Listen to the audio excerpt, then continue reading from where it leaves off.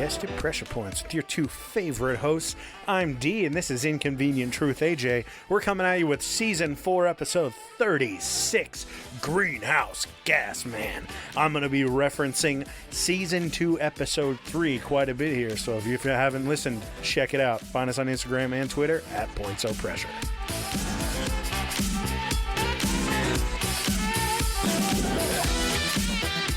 What episode is that? You'll find out a little bit later in the show. Episode 3? Yeah. If you're listening now, nope. I'm it's a spoiler. Get out of here. Okay, I will close your game. I'm not playing a game. Yeah. So if you haven't listened to this one, or if you haven't listened to that one, go back, give it a listen. One of our earlier episodes, worth it, and then come back to this one. Was it worth it? Was it a good one? Yeah, it was pretty good. It was kind of it was all right. I've heard better. A conspiracy theory-esque episode, but it's good. Oh, about I'll be referencing gas? it quite a bit. I don't know. We'll find out.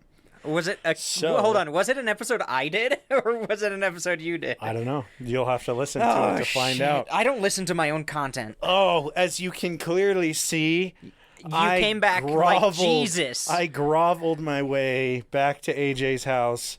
I kissed his little tootsie toes, and I gave him a foot job good enough that he took me back. Your boy is back in You are town. rehired, but with half the salary. Ah, shit, and half the teeth. Yeah, that's true. So, yeah, I got my wisdom teeth out, so... Now the show... As a 45-year-old man, you got your wisdom teeth now out. the show is going to have a strict decline because I'm addicted to opiates. Yeah, you got the Utah addiction. Yeah, bada bing. But yeah, so I'm back. A couple weeks ago, luckily we did a two-parter. Yeah. And then the following weekend, we didn't talk about our tattoos, by the way. Tattoos look phenomenal. But... the next weekend, I was eating popcorn and completely fucked up my little wisdom teeth. Next morning, I woke up, and I turned to my girlfriend. I was like, babe, I have the weirdest thing. So I had a little, like, skin flap that would sit over my wisdom tooth, and it had, like, swollen up so bad that it lifted up, and it was, like, pointing outwards. No, I remember disgusting. looking at it. So we're sitting there, and I turned to her. I was like, do you want to see something kind of weird? And she goes, oh, my God, not your dick again. Yeah, and I've seen that plenty. She goes, please no. And she looks in, I go, yeah, look at that flap of skin. And she was like, that's still your penis. Look at this little flap of skin. And so she looks into my mouth, and she sits back with this horrified fucking look on her face. And she goes, D, we need to get real for a second. And I was like, what the fuck? Like, did my breath smell that bad? Like, what the fuck? I was so confused. And she goes... all of your teeth are rotting. Like, I've seen rotting teeth, and yours look like they're rotting, D. And I was like, what? No. What? No. And I sit there and think for a second, and I just start laughing. And she's like, this isn't, I'm not kidding. This is serious. This isn't funny. And I go, no. I have to tell you what happened when I was a kid. Back when my teeth started rotting. Back when your feet started rotting. No, back when I never lost my baby teeth. No, I'm just kidding. You joke. I actually still have two of my baby teeth. Sicko, you fucking gross baby fetish bitch. Ugh, no. So luckily, they were bigger than they should have been, so they fit really well. I still don't like the idea of that. So when I was 7, we moved from like downtown Salt Lake, the only place in Utah that can be called downtown. We moved from a downtown area all the way up to just this shithole empty ass town, which I hated. But my parents didn't know anybody at all. And so when you have 5 fucking kids and your husband only makes like $20,000, you just take the first person's recommendation on a dentist. So our first person's cheapest recommendation on a exactly. dentist. So our first year there, we had been there for like 2-3 months, and my mom takes us into the dentist. All 5 kids, bunch of fucking goobers, and all of us come out of there. And I hadn't really been to the dentist before that when I was a kid. We were on that new money. No. No, they were using that house loan shit to get us through the dentist. So we all go into the dentist and we come out. I shit you not. Each of us has like 5 or 6 cavities. Yeah. Damn. Big. So my mom is just like, we're locking down. We're brushing teeth this year. We're going ham. We get all of our cavities filled. Toothpaste is cheaper than getting 15 fillings. No, we just use rocks, like really little pebbles. Yeah. Exfoliating your teeth. Yeah, exfoliating our teeth. So the next year we go in, all of us come out with at least 3. I myself have another 5 cavities. So after 2 years, your boy has 11 cavities filled. Holy now, shit. You gotta stop just boiling sugar. You're not a hummingbird. Stop drinking from the hummingbird. I was mommy's cookie monster. So, kill me. I never understood. Never say that again, please. So my mom is just like, what are we doing in this family? Like, what the fuck am I feeding my kids? Why are you children awful? Yeah. And mind you, this is back before the really nice fillings that were like white. Yeah. These are metal fillings. So we go in the next year. I come out with like 3 or 4 more or something. I don't know. But then a couple weeks go by and my mom goes, we're going to go back in for like a checkup, make sure everything's looking good. She can't get a hold of anybody at the dentist office. Weird. I know.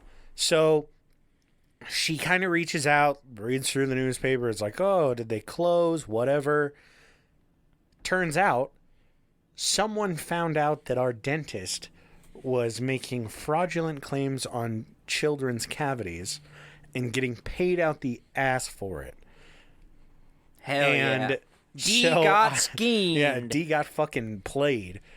And so I haven't counted. I probably should. But a lot of them are hard to count because I have teeth that have like 3 cavities filled in them. Like, I'm not kidding. I have so many. You've seen it. Yeah. You got that old meta mouth. So when my girlfriend looked into my mouth, she sees all this fucking black shit in my molars. It looks like your teeth are rotting. It does. It really looks does. Terrible. But it's just fucking fillings. If I even think about chewing aluminum foil, I cringe because my mouth turns into... It would conduct electricity. I turn into a 9-volt battery when I do it. Like, I can power children's toys. I can small power potato. I can power your vibrator with my mouth. You just need to give me you can. aluminum foil. It is terrible. So she looks in there and I'm laughing about it and she was like, what the fuck? So I tell her the story and she was like, oh my God, what the fuck is your life? I was like, I honestly have no idea. I need to write a book or something. Would anybody be interested in buying a book? Find it on Patreon. So, yeah, I went in, got my wisdom teeth taken out. So I got I went under. They give me the anesthesia. Mm-hmm. And How good did it feel? So initially, he starts it and he goes, how are you feeling? And I sit back and I go, fuck yeah. And that's all I remember. No. And then I wake up and I'm just like fucking chilling. I bet. And I'm sure he was already pissed off at me because I said the F word. You think he would give a shit about that? He probably... Dude, He probably fucking fills balloons with nitrous oxide, takes them to parties. Though. So he was this older dude, and oh, never mind. We're sitting there, and he goes, "Well, how are you feeling? Everything went well." Not my dentist, the anesthesiologist. He's like, "How are you doing? How's everything feeling?" And I just kind of like look over to him. I go, "Honestly, I feel great. Like, I could play 9 holes later. You want to pick up a couple rounds?" And he just goes, "No." What the fuck? Did I like... No, he hasn't. You died. Did I like shit on the floor? No. You died and your hell is nobody laughing at your jokes. I know, so it's basically like right now. Fuck. Yeah. So, like, I come to and I'm nothing but nice. This guy, like, he goes, oh, yeah. Like, he was such a prick. My girlfriend and I had gone to the Salt Lake City Comic-Con the day before while I was in pain and shit. I was like, We got tickets for 3 days. We'll go for like 2 hours to one of the days, whatever. So she's talking to one of the girls about it, and they're just like gabbing it up out there. Because, I mean, my girlfriend can talk for days if you get her on nerd shit. And he's just like, yeah, they're just fucking gabbing it up, you know, women, like girlfriends, wives. God. And I'm like, what? I'm fucked up, dude. don't try to fuck with me. Yeah. I was just like, oh, you know, you get her going. And, I mean, she loves that stuff. Just like I love this stuff. And I point at him, nothing! Nothing? It doesn't do anything. Oh, my God. And he's tool. Like, so he comes over, and I'm still just like, man, fuck this guy. But I'm like, I'm going to get him. So he comes over, he's like, all right, we're going to swing your legs over to the side. He's like, we're going to stand up, but your knees are going to be really weak. And I go, whoa, trust me. I've had drinks in downtown Salt Lake. I know what I'm doing. Am I right? And I kind of like give him like the elbow. Oh, my God. Nothing. You're a comedian. And I was like, man, fuck this, dude. Whatever. So I get out to the car and everything. And honestly, it did feel like I just was really fucking drunk. Like, I was nervous because I've never gone under before. And I was like, I don't know. Oh, you haven't? Yeah, that was my first time. Oh, I've got stories about going so under. I was just like, I was like, what the fuck? Like, I was so confused as to why people, like, I was nervous as to, like, how fucked up people would get. I was like, I don't want to come out of that. And I'm, like, just the biggest dickhead to the only person that's going to help me. You were literally being a big dickhead to him. No, I was being so nice. I was just trying to make the guy laugh. I was trying to make his day better. Fuck me. He already fucked you, and he had to clean up your shit off the floor. Fuck me for caring. God, bro. I'm sorry I was trying to be nice. Actually, I'm sure the whole time they were working on my mouth, I was probably sucking their fingers and shit. You probably were. He was pissed. That's why he was pissed. You bit him a little bit. Actually, he was probably mad because they finished the procedure an hour and a half earlier than expected. So the first hour was $350 for that anesthesia. Yeah. Every 15 minutes after that is $75. Holy shit. Yeah, or something, I don't know. So they finished early, so you gypped him out of his... Yeah, so I gypped him on like 150, so he couldn't actually afford to go to Cabo. Golf 9 fucking holes by himself without me there.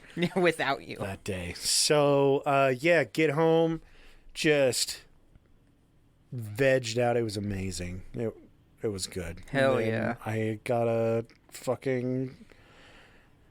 sinus infection. Yeah, a week later. Immediately. Yeah, so it's been a really shitty couple of weeks, but I ate regular food for the first time the other day. Oh yeah, I had Chinese food and I almost cried and came at the first.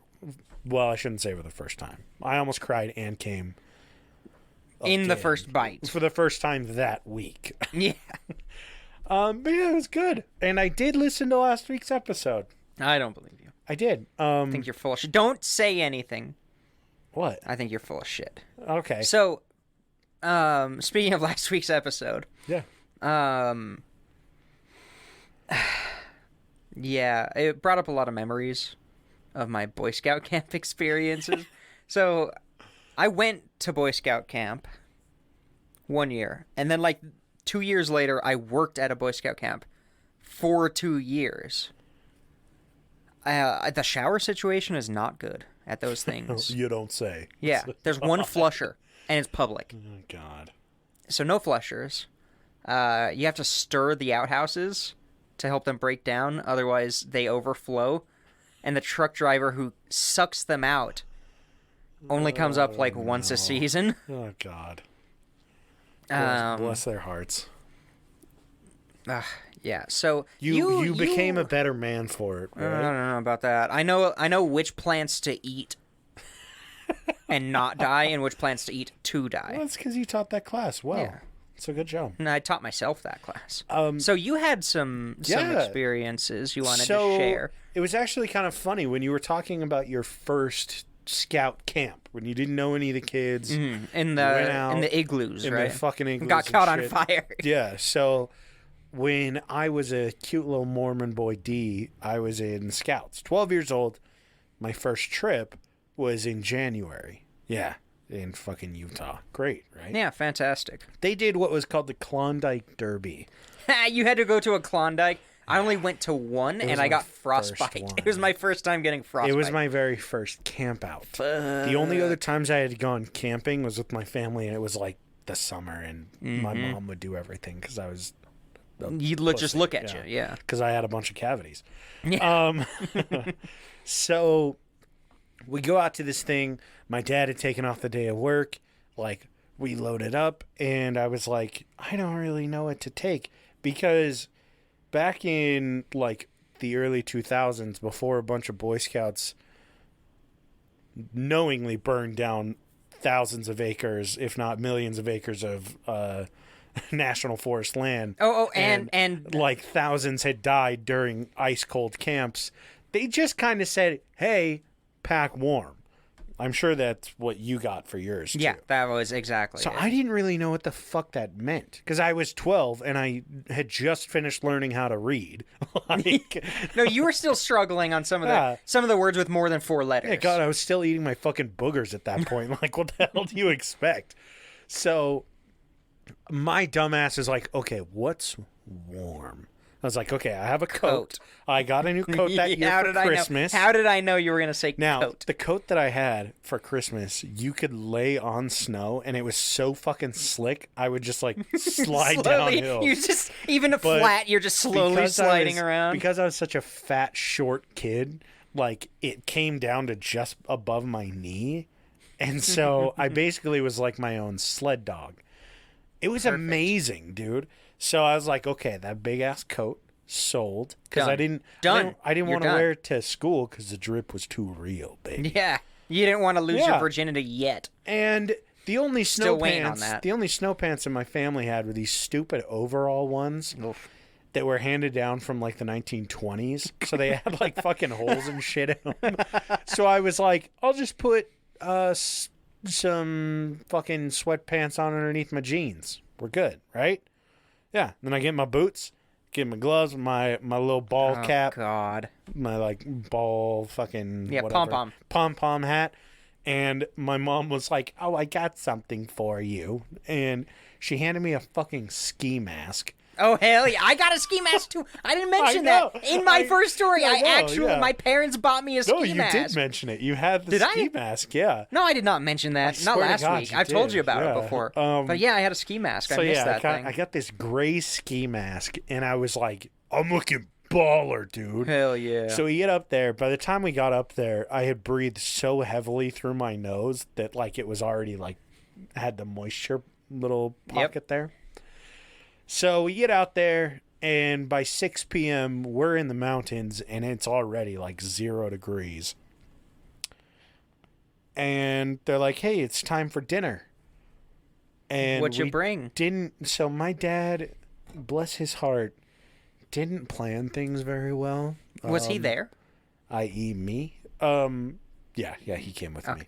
So he goes, all right, we're camping, and he gets out 2 things of beef stew in a can. And I was like, what? I don't really like this stuff, Dad. And he goes, well, we're camping, so we're going to have it. Well, you got to eat it, bitch. Fucking opens it up, and I was like, I don't know what I'm supposed to do with this. And he grabs his, and he grabs mine, and he puts them in the fire. And at least he opened them first. He goes, we're going to wait until those start bubbling, and then we're set. And I was like, okay. I'm going to die. And at this point, I was just sitting down on like the chair that he brought, and I go to stand up to put my thing in the fire, and my legs stay at a very, very tight 90 degrees because my jeans had frozen at 90 degrees. Hell yeah. So I'm fucking freezing at this point. Everybody's skiing, or not skiing. Everybody's skiing. We're in Aspen, Colorado. Yeah. So they're all sledding and shit. I put my stuff in there and I go, Dad, I'm cold. And he was like, just as long as you're moving, you'll be all right. Go sled with Kyle and the other kids. Kyle was this ginger redhead piece of shit. I could have told you fucking that. Hated him. So, guess who didn't bring a sled? Because his coat was enough. Oh, seriously? Yeah, oh my serious. God. So, my dumbass gets to the top of the hill. Kyle hops on his fancy, expensive boy tube. and rides down. And like, bitch, you spent all the money on this. the other kids that are in my group look to me and they're like, did you bring something, D? And I go, yeah, watch. And I zip up my coat all the way to my chin, and I just lay down on my stomach and fucking penguin that shit all the way down to the bottom. I hate you. The only issue is my chin dragged on the snow. So you got was it red and like sore? Yeah. Yeah. The other problem is that because my chin was angled down, it pointed the neck of my coat down. So when I stood up, filled with snow. I just had snow from neck to belly button. Ooh. Well, I guess that coat was long enough. It was neck to like fucking kneecaps. Neck to testicles. Yeah. Well, they hadn't descended yet. I was just a tyke. So you're like, never mind. I'm not. It gonna was bring it so up. bad, dude. So I unzip my coat, shake all this snow out, and it lets all that cold in, and my shirt gets ice cold immediately. Go back to my dad, and I'm crying frozen tears at this point. You're cold again. And he's like, the food's ready. I eat a few. I hated potatoes. I still fucking hate potatoes. You hate potatoes? Oh, I fucking hate potatoes. What? Yeah. We've disgusting. eaten potatoes before, and you've never said anything. Because I'm a grown-up now, and I can Don't you eat stomach fries? things. Yeah, I don't like fucking like boiled or mashed or. You don't like mashed potatoes? Oh, I hate baked potatoes too. They're the worst. Baked fucking potatoes, thing. I'm not a huge fan. I don't really do them, but if they're in something now, I'm like, whatever. I'm not gonna go out of my way to take them out. But like, if you're like, hey, do you want baked potatoes? I would go no. Baked potatoes are pretty lame. Don't let my wife hear me. Somewhere she just woke up. I would rather get salmonella from eating a raw potato than eat. You won't get salmonella. Fucking regular potatoes, yeah. Also, I'm good. My wife has also eaten a raw potato. I've eaten it before. Because she was hungry and mean, doesn't know how to cook. It's like a tasteless, starchy apple. Like, ugh. So coming from the highbrow chef that I am, I think that's disgusting. That I don't like potatoes. No, eating a raw potato. Oh yeah, no, not like don't do it. It's not worth it. But yeah. Hated potatoes. I was a dramatic little kid, still am a dramatic adult. And so I'm eating, and I'm like, does this have potatoes in it? And he's like, yeah, it's stew, D.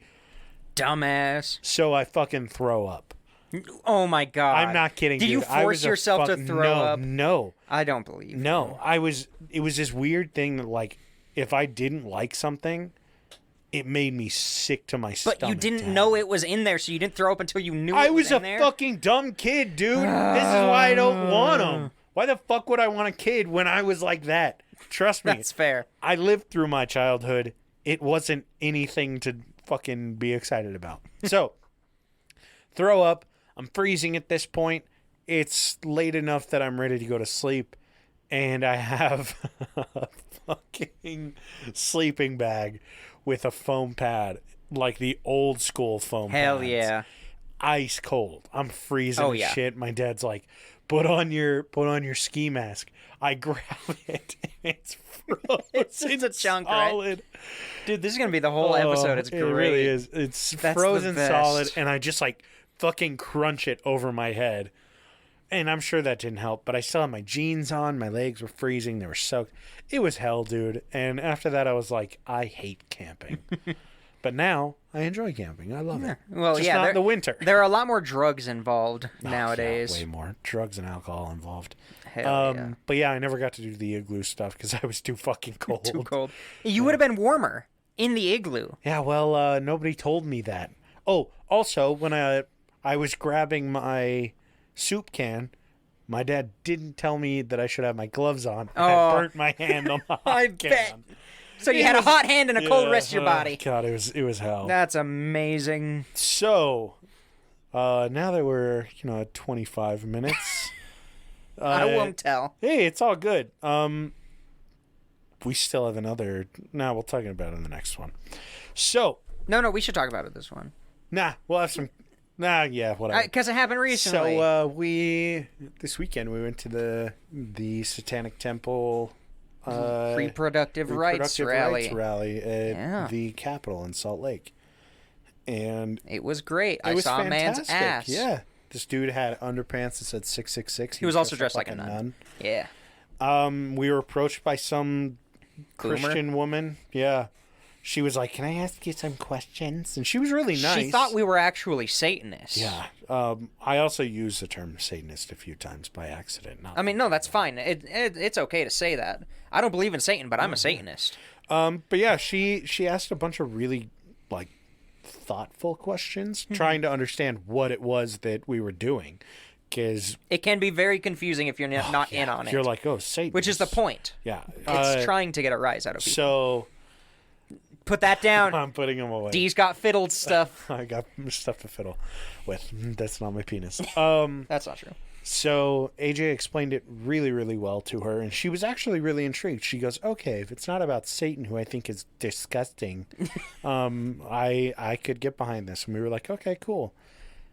And then, we just kind of chatted with her. Lots of Hail Satans. And explained some shit. Lots of Hail Satans. And on our way out, we were driving past the pro-lifer group. Yeah, because there were, of course, anti-protesters there. The pro-lifer group was all there playing their shitty country music.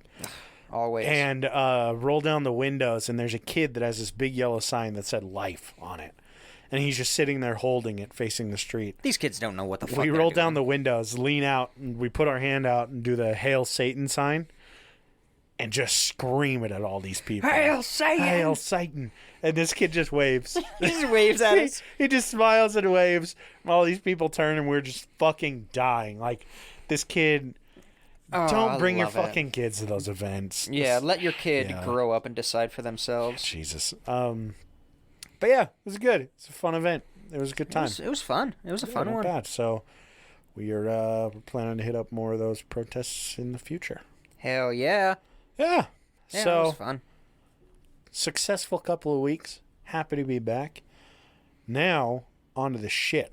Now, you said you had Google pulled up, AJ? I got Google. Hold on. Let me show you what's on my screen right now. Yeah, I beat Minesweeper. Oh my god. Fuck Is that you. a Minesweeper fixed? No, I'm just kidding. So, I'm going to have you Google image search this guy. Okay. And I promise I'm not going to tell you to search Blue Waffle. If you don't know what Blue Waffle is, look it up on Google Images.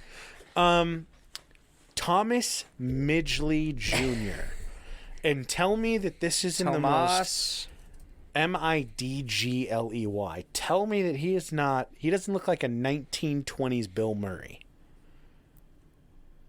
He kind of does. I know, dude.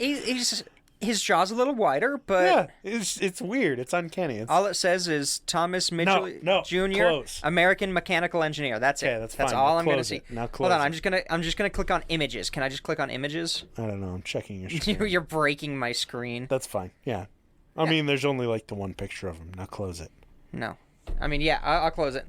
No, you don't know how to Alt F4. Yeah, back Turn your shit off. Don't touch my computer. You're gonna gonna delete my porn. it.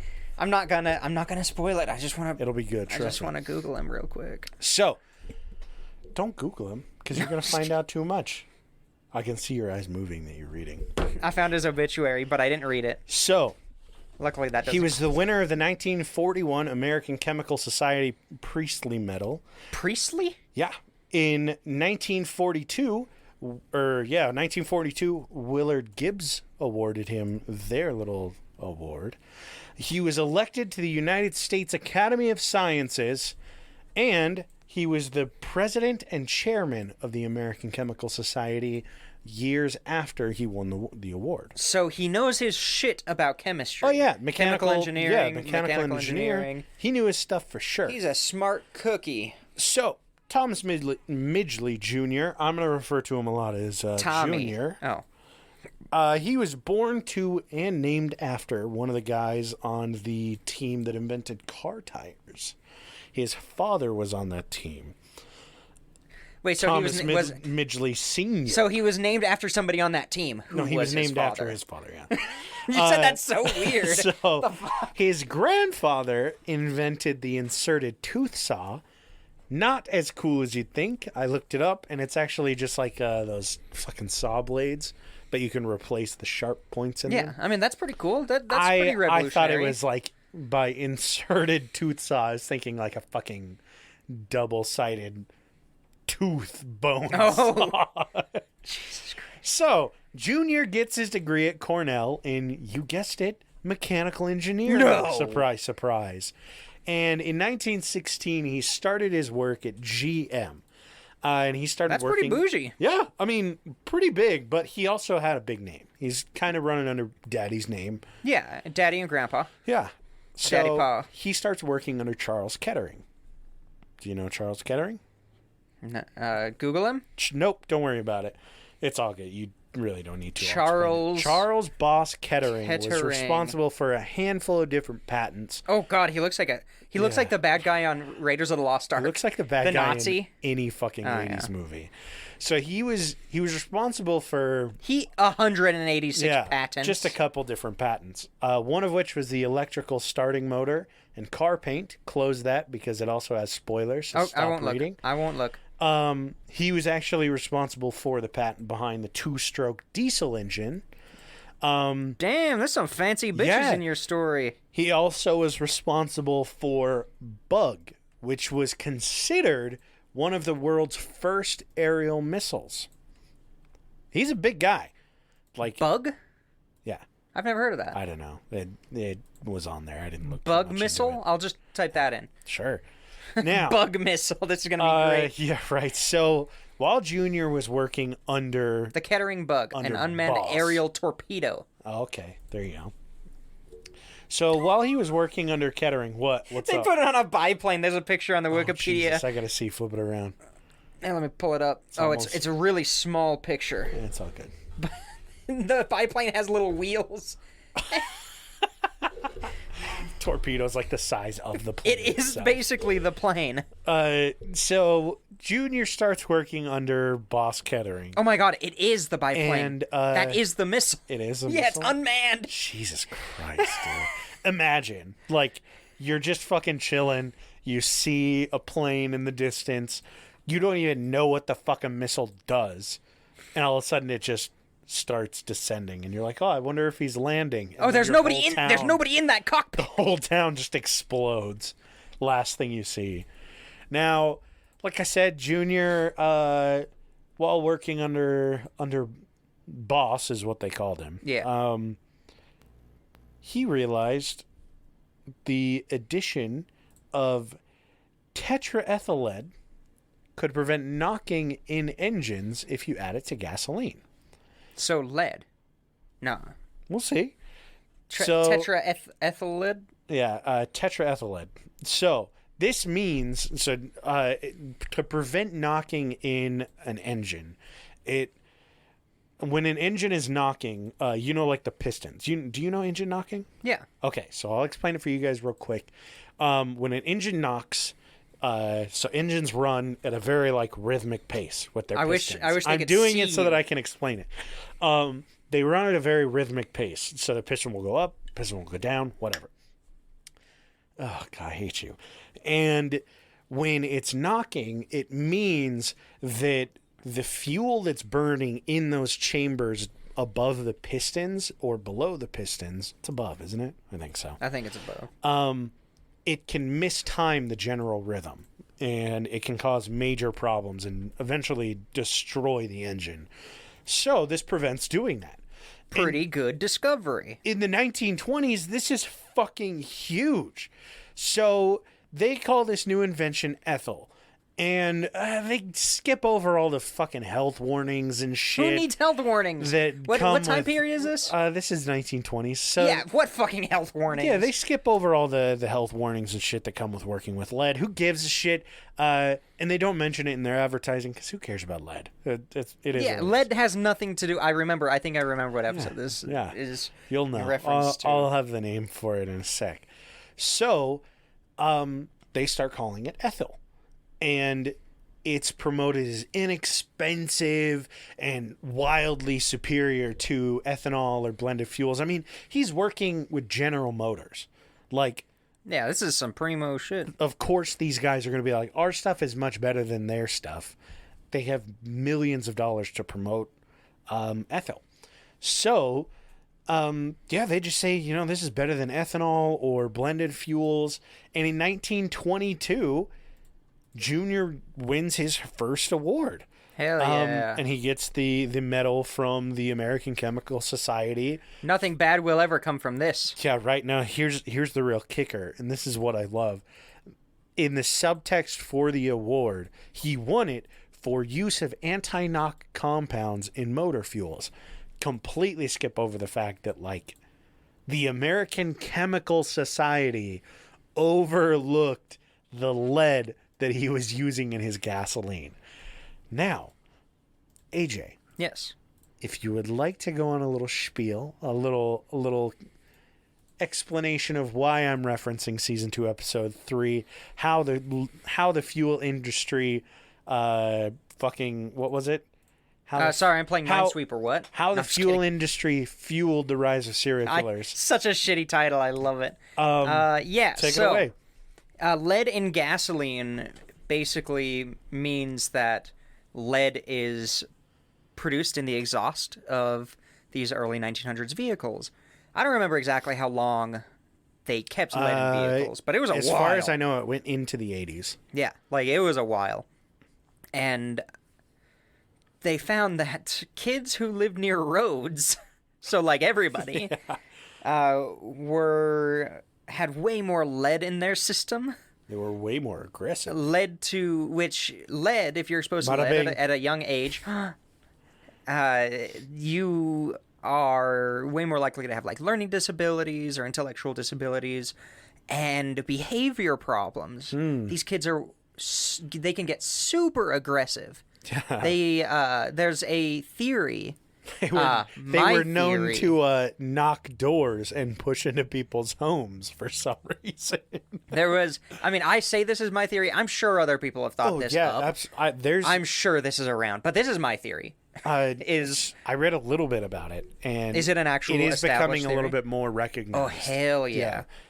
I'm a genius. I'm ahead of my time. So basically, you can track there's an FBI database of like how many active serial killers there are by year, based on their information. And you can also see the amount of fuel consumed with lead, and you just put them over each other, and they're just the exact same graph delayed by like 5 years. God, dude, it's insane. You can compare it with the amount of lead found in children and the amount of aggression by kids by age group. Yeah, it is. It's fucking I'm not a terrible. scientist, but I'm a scientist. And yeah. If you want more information, if you're intrigued by that whole thing, check out season 2, episode 3, how the fuel industry fueled the rise of serial killers. The rise of serial killers. Yeah, It was a good one. I love that title. You're so shitty. You're a title whore. It takes off, and he wins his award for it. So he caused a bunch of serial killers, is what you're saying. Basically, yes. This man is solely responsible for I just lost Minesweeper, sorry. Lead being in gasoline, which led to terrible for humanity. The golden age of serial killers in the 70s, by the way. Absolutely awful for the environment. Oh, yeah. We're not even talking about the fact that it's not just kids breathing in this lead. It's animals, plants, trees, water. Big time. Plus, everything else that fucking exhaust has in it. Really, though. So in 1923, Junior takes himself and his family on a nice long vacation down to Florida to cure a little sickness that he was having. Some consumption? He just said that his lungs had been affected and that it is necessary to drop all work and get a large supply of fresh air because he had lead poisoning. Besides the point, not a big deal there. Oh, not a big deal. Lead poisoning, not a big deal. The guy that's putting fucking lead in gasoline and invented that idea has lead poisoning. Nah. No big deal. But lead's fine to put into vehicles and breathe. So he gets better. He gets better, though. Yeah, he's fine. Yeah, because he's a rich fuck who can just say, I'm just not going to work anymore. It's just a little bit of lead poisoning. It's Stop being a baby. It's a hint. God. So, he comes back from his trip, and he actually gets turned into the VP of DuPont Company. Now, DuPont was actually created because of TEL, which is what the tetraethyl lead is. So he becomes VP, and he's working directly below Kettering, who was president of the company. Right? Damn. And this is big. Like, yeah, that's huge. He actually has pretty damn close to how many patents Kettering has. He has like 100 plus. He's up there. He's like 105 or something. We need to have patents. Oh, yeah, right. Good luck. Patents on what? Being an asshole? I don't know. Pee-pee brew. So at DuPont, they're using what they called the bromide method to make TEL, which using bromide? I definitely said the bromide method. Oh my god. Yeah. Amazing, if I'm being honest. If I had a handful of chemicals that you should never touch or consume, lead and bromide was definitely on those lists. Radium, throw radium on there. On that list. But yeah, oh my god. So yeah, so I mean they're using the bromide method, but it's not terribly efficient at DuPont. Oh no. Yeah, I know. And GM is kind of frustrated with it. They're like, "Can we do this any faster?" And they go, "Well, this is the most efficient way that we can do this, is by using the bromide method." And so after 2 deaths at DuPont, just 2 deaths? That's fine. The staff, it was quoted in the newspaper that the staff became depressed to the point of giving up the entire program because of how fucking terrible. Like, you're basically just handling bromide and lead, which is terrible for your brain. You're all getting lead poisoning. Mm-hmm. Like, you're just deteriorating everything about yourself into mush inside your skin cell, like inside your skin suit. Yeah, inside your skin You're suit. basically like pink mashed potatoes in there. And ooh, delicious. like, these people are just fucking literal walking shells of human beings. Yeah. And slightly aggressive. And on top of that, they're working in a 1930s manufacturing company. Yeah, 1920s, sorry. So no workers' protections, essentially. Terrible. Because mind you, during this time was the same shit that was going on with radium, just a couple states up. Like, this is going on in New Jersey, or this is in Ohio, and it ends up moving over to New Jersey. So Connecticut, Ohio, it's a top tier shit, you know? Hell yeah. So nothing bad ever came from Ohio. yeah, so over the next year, 8 more people die at DuPont. So they've lost 10 people. Natural causes. Yeah, totally natural. Naturally, they died at DuPont. And like I said, GM doesn't really like how slow production is going with the specific bromide process. So they create this new company. They basically just take DuPont and they say, hey, we'll turn you into something else, but we're going to take our focus on TEL and letting our fuel, and we're going to turn it into a new company. Might take off, might not, but we'll see. In the future, we'll name it ExxonMobil or something. Yeah, maybe. Yeah. So the company they create, I didn't get the name, but it ended up becoming ExxonMobil. So nothing bad ever came from ExxonMobil. Yeah, no, never. Wait, you mean the oil industry? Nah, I don't know. Poison the environment? So they start using a really high temperature process. And this high temp process it's a lot more volatile than the bromide process. Obviously, you're not handling bromide, so way better. But in 2 months, their lead poisoning cases skyrocket so badly that the death of 5 people take place. Damn. They're getting reports of fucking hallucinations. Oh yeah. Insanity. And then, like I said, 5 fucking people die in 5 2 months. corpses. In 2 months. Holy They took took shit. 6 months at the last place to hit the benchmark of 5 deaths. And they're like, 2 months. we can do better. We can do half that time. We got this.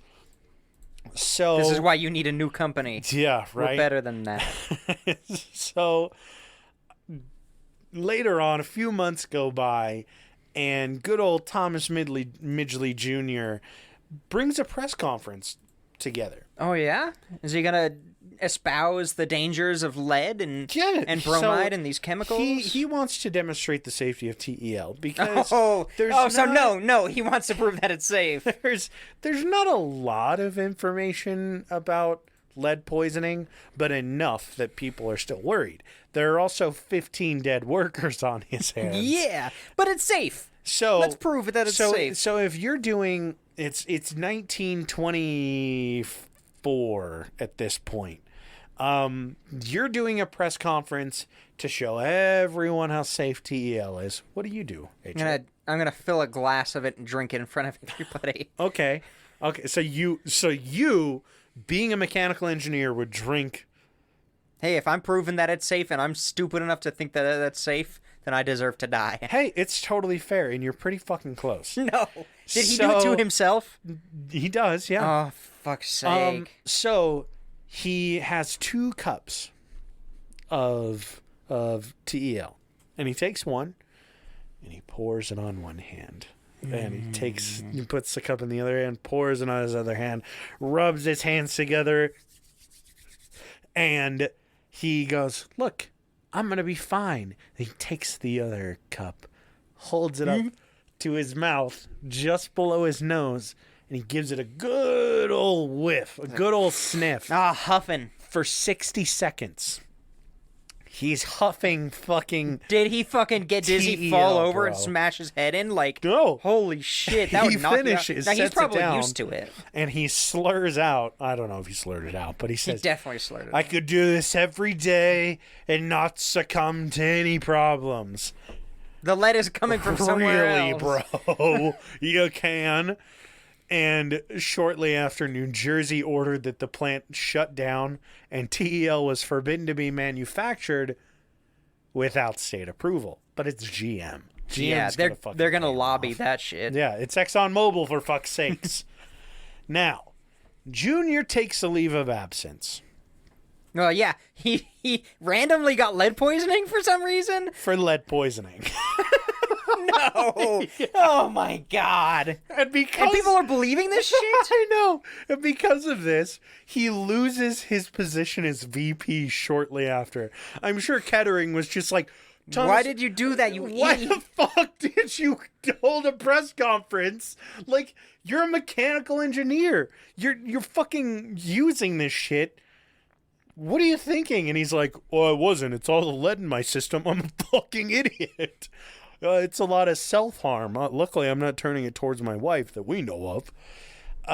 So, yeah, he loses his VP position. Now, a few years go by. Kettering apparently doesn't hate Midgley. He likes Midgley's tenacity. Now, Kettering reaches back out to Midgley, asks him to join a team that's working on refrigeration systems, air conditioning. And this team focuses on alkyl halides, and it's a mix of like carbon chains and different halogens to really make things cold. Yeah. That's their focus. So Kettering is still kind of working with GM. He wants to make air conditioning for cars, and then refrigeration units, just GM refrigeration units, I guess. The only problem with these alkyl halides is that they're really, really volatile, but they don't have reactions with other chemicals. Yeah, they're stable. Yeah, yes.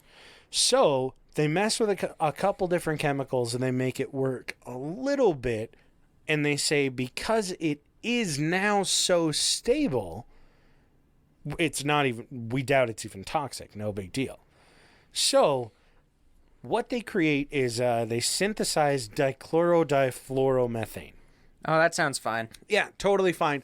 I know that's a lot of fucking just think chemical cancer. Words. Nah, it's kind of a well-known one. A lot of people know it as R12. A lot of people know it as Freon. And Freon... That's something that I like to open up my fridge and break out a straw and suck up some of that Freon. Nothing like fucking Freon. Like making Freon after you got lead poisoning from creating leaded fuel. But no, that it's not from the fuel. That fuel's safe. Totally. So Freon was used in aerosol cans. They utilized it a lot as a refrigerant. Sorry. Used it as refrigerant. They used it as refrigerant. And in 1987, it was actually banned by the Montreal Protocol, which is an international coalition similar to like the Paris Agreement. Climate agreement? Yeah. Oh, climate accord? Yeah. So in 1987, Montreal. Oh, so does that mean the United States just didn't observe it? Yeah. They're actually, well, they weren't a part of the Montreal Protocol. No. Yeah, you don't say. No. GM History repeats itself. Fucking lobbied against them to be in the Montreal Agreement. So Freon is most known today for its ozone depletion. And it is deemed a super greenhouse effect gas. Like, it's not one that they're like, oh, hey, yeah, this is... like, it's basically banned everywhere. Like, nowhere really uses Freon. It's like the hairspray stuff. People use R22, which is a now fixed version of Freon, but R12 was like if your grandpa's cigarettes or your grandpa's cigars were bad, imagine if your grandpa is like a 12-story fucking building and his cigar is a mile long. Like, it was bad fucking news for the environment. And they didn't even recognize it until 65 years after it was fucking made. 1987. Fuck's sake. Yeah. Or not 65, but I mean like 55. Yeah. So, in 1937, 50 years before it was banned, Freon and Thomas Midgley Jr. won the Park Medal for that work. And I'm sure a lot of you were wondering why Karma didn't find a way to just fucking chop off Thomas Midgley's dick, like just ruin this asshole. And I wonder that myself too, because this guy, he got lead poisoning multiple times and he didn't die of cancer. Yeah, and he didn't die of cancer. Like he won awards. He was nationally recognized during his lifetime for his achievements, when both achievements, he is seen, I shit you not, as one of the worst inventors in humankind history. But when he was alive... Yeah, but when he was the alive, best. everybody kept their fucking... It's like Ronald Reagan. Yeah, they kept their boomer hands over their eyes and said, oh, thank God. Like, fuck you. Now I can have colder tomatoes. So, 4 years after his work, after he won the Park Medal, Thomas Midgley Jr. contracted polio. So, okay, so it's not all. Karma's coming around. It's not all bad. Maybe. It's not all bad. It's getting there. So this is like 1940, like early 1940s, right? Mm-hmm. Now, he's disabled and rich, which is kind of a blessing, but it ended up being his curse. So he had a team of nurses and aides that would take care of him. He had AIDS? Yeah, right. He had AIDS. They would take care of him. That joke is never not funny. While he's in his fucking polio state. And because of all the downtime that he has now, he actually invented and it's just like, dude, stop. Like, fucking quit it. Please stop inventing things. You know, so he invents a bed that it's a series of like levers and pulleys and ropes and shit that like will angle him up so that they can take him and do whatever they need to do their polio shit with him. I don't fucking know. Throw him in the iron lung. Yeah. So he invents this bed. They construct it. It works phenomenally for a few years until 4 years go by, and one afternoon a nurse walks in, and poor Junior got strangled in his own device and died of strangulation. I was about to say, imagine him getting tangled up in his pulleys. System of pulleys. I mean, I guess God works in mysterious ways. Someone does. You know that the nursing aide who was in charge of wiping his ass just like strangled him. Just put his neck in the rope. She totally just twisted it around. She was like, "Fuck you, Thomas. My husband got lead poisoning, and he was set aflame with Freon. And I got scarlet fever from your asshole." Yeah. A couple quotes in highly respected papers and basically environmental historians have come out about Thomas Midgley. One of my favorites is he had more impact on the atmosphere than any other single organism in Earth's history. Another. This is the back Damn. this is the back of our first release album. the little quotes. Mm-hmm.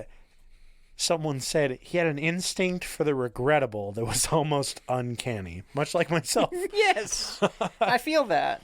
And good old Thomas Midgley Jr. went down in history with a spot in Time Magazine's top 50 worst inventions. Hell yeah. So, do you have that list? I need to look that list up. I don't. You should pull it up, though. I'm sure it's got some good shit. What's it called? Top 50 worst? Top 50 worst inventions. You have the Patreon pulled up, by the way? Yeah. Top 50 worst inventors. Inventions. Not inventors. Inventions. One of his... Well, I think both of his inventions are on there. But, yeah. Bad News Bears from Mr. Thomas Midgley. Index from Time Magazine. So, yeah. Thanks for tuning in this week. Appreciate you guys sending your messages of get well Why is number soon. 1 Segway? What? Number 1 is the Segway. Because he killed himself on his own invention. Yeah, but that doesn't mean the invention is bad. I don't know. New Coke? Clippy. Okay, so far I'm agreeing. Agent Orange? Yeah, that should be higher than New Coke.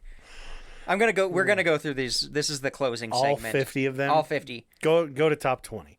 Q-Cat. Or go until you hit his. I don't know what the fuck this is. It's the QAnon cat. Q-Cat. Cat-shaped barcode scanners. That's a pretty awful Oh, they were trying to make it in vogue. They were code scanners so that people wouldn't type in like internet addresses in the 90s. You would just scan this barcode. Oh. So they shipped them across the United States for free, and nobody fucking used them because nobody wanted that. Surprise. Subprime mortgages. Oh, I wonder why. Jesus. If you don't know about those ones, check out The Big Short. It's a good movie. Fantastic. Crinolines. It's a type of dress. Is this going to take us another hour to get through this? No. List? It's another dress that is roughly 6 feet across. Like a sombrero for your waist. The Virtual Boy from Nintendo. Hydrogenated oils. Oh, Honegar. It's honey and vinegar. It is. Ew, that's really gross. Farmville, I love that one. Hydrogen blimps. Hair in a can. DDT. DDT, did you see the picture? No. It's just a lady just getting blasted with DDT. Jesus. Auto-tune? Red dye number 2. I feel like a lot of these are really underwhelming. What's wrong with red dye number 2? I don't know. I feel like a lot of these. So leaded gasoline is at 1, 2, 3, 4, 5, 6. It's at number 43. Okay, that's fucking ridiculous. The Ford Pinto. Some of the best ones: Phone Fingers, Pop-Up Bats should be higher. Oh yeah. Crocs should not even be. Betamax. On that list. Baby Cage shouldn't be on that list. No, baby cages are great. Yeah, it's amazing. But yeah, so yeah, this list sucks. Time. Terrible list. We're calling you out. Time Magazine fucked that one up big time. They got a little pop culture in there. But thank you guys CFCs for your get well wishes last week. It was nobody much wanted appreciated. You to come back. I got a lot of messages saying, "Wow, I'm so glad D got fired. Yeah, I and totally is dead." saw. But yeah, I don't get the messages. Appreciate you guys for tuning in. As usual, find us at Points O Pressure on Instagram and Twitter, and patreon.com/Points O Pressure. Why did you? Why did I take that from you? Because you got to do it last week. I get to do it every week. You make me do it. Because you took my fucking intro and made it terrible last week. I know, I was panicked. So bad. I'm not going to explain why, but That's something fine. happened. during that intro that you'll never know about. Thank you guys. On Pressure Points, we do... On Pressure Points. On Pressure Points. On Patreon. On Patreon, we've got like 27 sloppy seconds. We need to do some more of that. Like, we're probably going to do some more for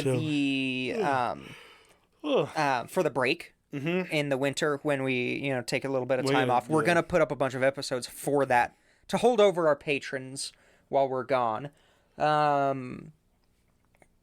What else do we got on there? So a couple behind the scenes things. Yeah. If we're ever going to do like a live show or anything, which we definitely do during the holidays. Yep. We gotta set up a spooktacular. Halloween and Christmas. And we certainly do. So that's where we kind of post the updates. Yeah. We definitely take feedback on Patreon a little bit more hefty. So if you hop on Patreon, well, we don't get any robots on Instagram and Twitter. It's all just sex bots. So check out Patreon. Drop those patrons. So much for paying for our RSS feed. Abby, AJ's third nut, Lindo, NSA isn't real, D's nuts, not me, Nordic Thunder, Toddy Waddy Poopy Snotty. Thank you for that. Dark Runner, Haley, and Casey McFacey. Appreciate it. You guys keep the lights on around here, literally and figuratively. Yeah, sure. This. I'm just kidding. I appreciate it. This Baja Blast is cutting right through me. Oh, good. So in a couple weeks we will have Bear back on. Hell we have the days scheduled. And then the Great Penis Panic is coming up. Great Penis Panic next week, I guess. So probably next week. So we'll catch you guys next Monday. So see you then.